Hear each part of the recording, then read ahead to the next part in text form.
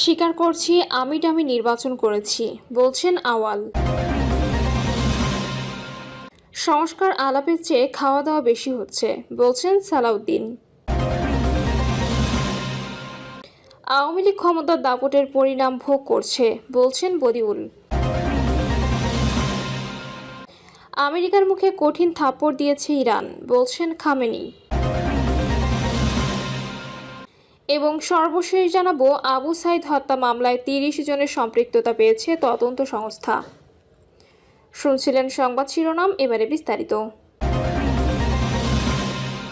স্বীকার করছি আমি ডামি নির্বাচন করেছি, বলছেন আওয়াল। রাষ্ট্রদ্রোহ ও অন্যায় প্রভাব খাটিয়ে প্রহসনের নির্বাচন দেওয়ার অভিযোগে রাজধানীর শেরে বাংলা থানার মামলায় গ্রেপ্তার হয়েছে সাবেক প্রধান নির্বাচন কমিশনার কাজী হাবিবুল আওয়াল। তিনি আদালতে ডামি নির্বাচন করার কথা স্বীকার করেছেন। হাবিবুল আওয়াল আরও বলেন, ক্ষমতার লোভ শেখ মুজিবও সামলাতে পারেননি। বাংলাদেশে কোনো নির্বাচন বিতর্কিত হয়নি। 1972 এর ডিসেম্বরের সংবিধান রচনার 3 মাস পর 73-এর নির্বাচন অনুষ্ঠিত হয়।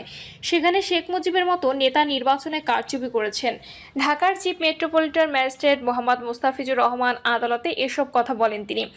এদিকে 10 দিনের রিমান্ড আবেদনের উপর রাষ্ট্র ও আসামি পক্ষের শুনানি শেষে তার 3 দিনের রিমান্ড মঞ্জুর করে বিচারক। দুপুর 1:25 কাজী হাবিবুল আওয়ালকে আদালতের কাঠগড়ায় তোলা হয়। এরপর বিচারক দুপুর 1:30টার দিকে এজলাসে আসেন। এরপর রাষ্ট্রপক্ষে পাবলিক প্রসিকিউটর ওমর ফারুক ফারুকী ও আসামি পক্ষের আইনজীবীরা শুনানি করেন। পরে আসামিকে উদ্দেশ্য করে আদালত বলেন, আপনার কাছে জাতির প্রত্যাশা ছিল অনেক, কিন্তু বিতর্কমুক্ত নির্বাচন করতে পারেননি। এ সময় হাবিবুল আওয়াল বলেন, স্বীকার করছি আমি ডামি নির্বাচন করেছি। রাজনৈতিক সমঝোতার অভাবে একতরফা নির্বাচন হয়েছে, তবে এখানে আমাকে পয়সা দেওয়ার কোনো প্রশ্ন আসেনি। আমার জীবনে আমি অর্থ আত্মসাৎ বা দুর্নীতি করিনি। আদালত বলেন, সাধারণ নির্বাচনী কর্মকর্তাদের 20 থেকে 25,000 টাকা করে ভাতা দেওয়া হতো, কিন্তু এ নির্বাচনে 4 থেকে 5 লাখ টাকা করে দেওয়া হয়।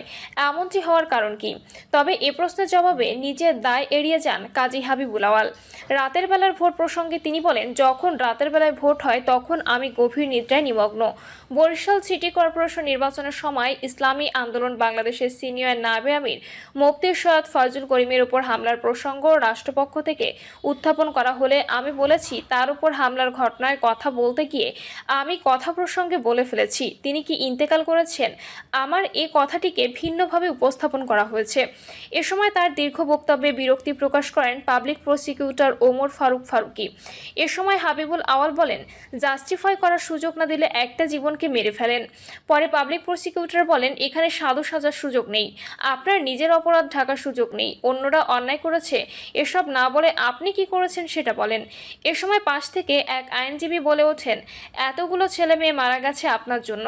এর উত্তরে হাবিবুল আওয়াল পাল্টা প্রশ্ন করেন, আমার জন্য এতগুলো ছেলে মেয়ে মারা গেছে?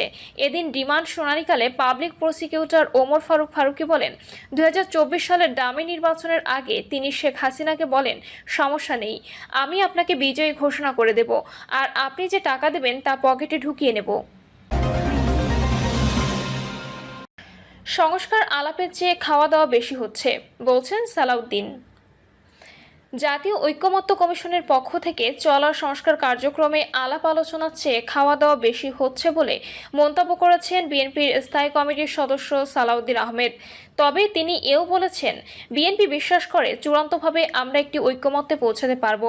নাগরিক ঐক্যের 13তম প্রতিষ্ঠা বার্ষিকী উপলক্ষে এ অনুষ্ঠানের আয়োজন করা হয়। সালাউদ্দিন বলেন, বিগত ফ্যাসিবাদী সরকারের পতনের বীজ বিএনপি যুগপৎ আন্দোলনের মাধ্যমে প্রতিষ্ঠা হয়েছিল। আমরা জানতাম ফ্যাসিবাদের পতন হবে, কিন্তু কবে, কখন ও কোন পদ্ধতিতে হবে সেটা আমাদের জানা ছিল না। সংস্কার প্রশ্নে অন্তর্বর্তী সরকারকে বিএনপি সহযোগিতা করতে জানিয়ে তিনি বলেন, 10 বছরের বেশি কোনো ব্যক্তি বাংলাদেশের প্রধানমন্ত্রী থাকবেন না। এ প্রস্তাবে বিএনপি একমত হয়েছে। এখানেই ফ্যাসিবাদকে রুখে দেওয়া হলো। এরপর বিচার বিভাগের স্বাধীনতা নিয়ে কাজ করতে হবে। বিচার বিভাগের স্বাধীনতা নিশ্চিত হলে সেটি হবে গণতন্ত্রের রক্ষা কবচ। এ সময় বিএনপির এই নেতা বলেন, গণতন্ত্র রক্ষা করতে হলে গণমাধ্যমের স্বাধীনতা নিশ্চিত করা জরুরি। গণমাধ্যম কর্মীরা যাতে মালিকের চাকরি না করে বিবেকের চাকরি করেন সেদিকে খেয়াল রাখতে হবে। রাজনৈতিক দল হিসেবে বিএনপি গণমাধ্যমের স্বাধীনতা রক্ষায় সব ধরনের সহযোগিতা অব্যাহত রাখবে। আওয়ামী লীগ ক্ষমতার দাপটের পরিণাম ভোগ করছে, বলছেন বদিউল। বিগত সরকারের ক্ষমতার দাপটে দেশে বিশৃঙ্খলার বিষয়ে সবাই অবগত, সেই দাপটের পরিণামই তারা ভোগ করছে বলে মন্তব্য করেছেন নির্বাচন ব্যবস্থা সংস্কার কমিশনের প্রধান ডক্টর বদিউল আলম মজুমদার। তিনি বলেন, সবচেয়ে বেশি ক্ষমতার দাপট দেখায় সরকারের সঙ্গে যেসব আইন শৃঙ্খলা রক্ষাকারী বাহিনী এবং প্রতিষ্ঠান থাকে তারাও ক্ষমতার দাপট দেখায়। নির্বাচন ব্যবস্থা সংস্কার কমিশনের প্রধান বলেন, ক্ষমতার দাপট কমিয়ে সুষ্ঠু গণতন্ত্র ধরে রাখতে এমন একটি রাজনৈতিক দল দরকার যাদের সব কার্যক্রমে স্বচ্ছতা থাকবে। নাগরিক ঐক্য তেমনি একটি দল হিসেবে প্রতিষ্ঠিত হবে বলে তিনি আশা প্রকাশ করেন। দেশে মব সৃষ্টির সঙ্গে জড়িত ব্যক্তিদের বিরুদ্ধে সরকার ব্যবস্থা নেবে বলে আশা প্রকাশ করে বদিউল আলম মজুমদার বলেন, ইতোমধ্যে সাবেক দুজন প্রধান নির্বাচন কমিশনার গ্রেপ্তার হয়েছেন, তবে একজন যে হেনস্থার শিকার হয়েছে তা কোনোভাবেই কাম্য নয়। আমি এটা নিন্দা জানাই, কেউ অপরাধী হলে অবশ্যই তিনি উপযুক্ত সাজা পাবেন। আমেরিকার মুখে কঠিন থাপ্পড় দিয়েছে ইরান, বলছেন খামেনি। ইসরায়েলের সঙ্গে 12 দিনের যুদ্ধ অবসানের পর বৃহস্পতিবার প্রথমবারের মতো জাতির উদ্দেশ্যে ভাষণ দিয়েছেন ইরানের সর্বোচ্চ নেতা আয়াতুল্লাহ আলী খামেনি। ভাষণে তিনি বলেছেন, যুক্তরাষ্ট্র সরাসরি ইরান ইসরায়েল যুদ্ধে প্রবেশ করেছে, কারণ তারা মনে করেছিল যদি তা না হয় তাহলে ইহুদিবাদ শাসন সম্পূর্ণরূপে ধ্বংস হয়ে যাবে।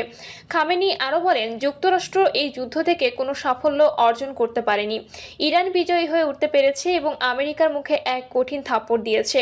ইংরেজি ভাষার এক বার্তায় খামেনি বলেন, আমেরিকার মুখে এক কঠিন থাপ্পড় মেরেছে ইসলামী প্রজাতন্ত্র ইরান। তিনি বলেন, ট্রাম্প এক ভাষণে বলেছিলেন ইরানকে আত্মসমর্পণ করতে হবে। ট্রাম্প সেই সত্য উন্মোচন করেছেন যে মার্কিন যুক্তরাষ্ট্র কেবল ইরানের আত্মসমর্পণে সন্তুষ্ট হবে, কিন্তু ইরান কখনোই আত্মসমর্পণ করবে না। আমাদের জাতি শক্তিশালী। ইরানের বিরুদ্ধে কেউ আবারও আগ্রাসন দেখানোর চেষ্টা করে তাহলে এর জন্য চড়া মূল্য দিতে হবে বলেও হুঁশিয়ারি দিয়েছেন ইরানের সর্বোচ্চ নেতা। তিনি বলেন, ইরানের বিরুদ্ধে আগ্রাসনের মূল্য চড়া হবে। ইহুদিবাদীরা কখনো ভাবেনি তারা ইরানের কাছ থেকে এমন ধাক্কা খাবে।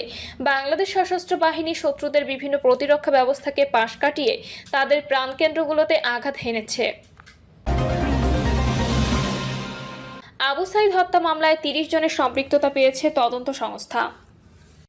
বৈষম্য বিরোধী ছাত্র আন্দোলন চলাকালীন রংপুরে বেগম রোকেয়া বিশ্ববিদ্যালয়ের শিক্ষার্থী আবু সাইদ হত্যার ঘটনায় মানবতা বিরোধী অপরাধের মামলায় তদন্ত প্রতিবেদন প্রসিকিউশনের কাছে জমা দিয়েছে আন্তর্জাতিক অপরাধ ট্রাইব্যুনালের তদন্ত সংস্থা।